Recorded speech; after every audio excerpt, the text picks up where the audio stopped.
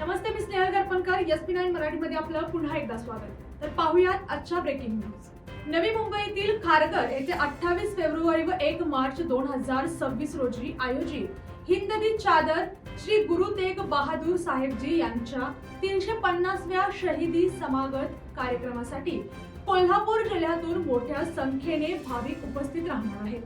या पार्श्वभूमीवर सर्व समाज घटकातील भाविकांचा प्रवास सुरक्षित व्हावा आणि त्यांना अनुषंगिक सर्व सहकार्य मिळावे या दृष्टीने यंत्रणांनी चोख नियोजन करावे असे निर्देश जिल्हाधिकारी अमोल येडगे यांनी दिले.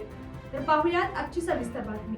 या ऐतिहासिक कार्यक्रमास देशाचे प्रधानमंत्री, गृहमंत्री आणि विविध राज्यांचे मुख्यमंत्री उपस्थित राहणार असून त्या अनुषंगाने जिल्हाधिकारी कार्यालयात सिंधी, शीख, सिकलगिरी यांसह 9 विविध सामाजिक संघटनांच्या प्रतिनिधींची विशेष बैठक पार पडली.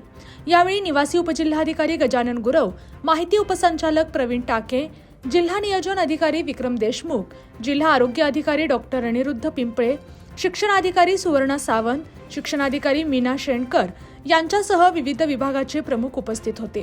श्री गुरु तेग बहादूर साहेबजी यांचा गौरवशाली इतिहास आणि त्यांचे बलिदान नव्या पिढीला ज्ञात व्हावे यासाठी जिल्ह्यातील सर्व शाळा व महाविद्यालयांमध्ये त्यांच्या जीवन कार्यावर आधारित गीत गायन, चित्रकला, वक्तृत्व, निबंध स्पर्धा आणि प्रभात फेऱ्यांचे आयोजन करण्यात यावे अशी सूचना जिल्हाधिकाऱ्यांनी यावेळी दिल्या. निवासी उपजिल्हाधिकारी गजानन गुरव यांनी या उपक्रमांच्या व्यापक प्रसिद्धीसाठी दररोजची छायाचित्रे संकेतस्थळावर अपलोड करण्याचे निर्देश दिले असून शैक्षणिक संस्थांमध्ये सतिंदर सरताज यांचे गाणे व माहितीपट दाखवून जनजागृती करावी असेही स्पष्ट केले.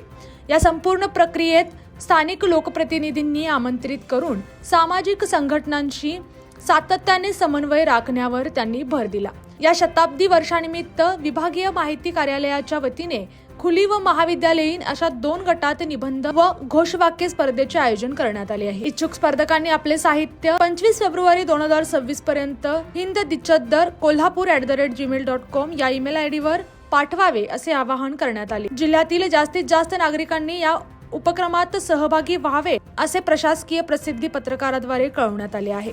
या आणि अशाच बातम्यांसाठी पाहत रहा SP9 Marathi. Your time, your news. धन्यवाद.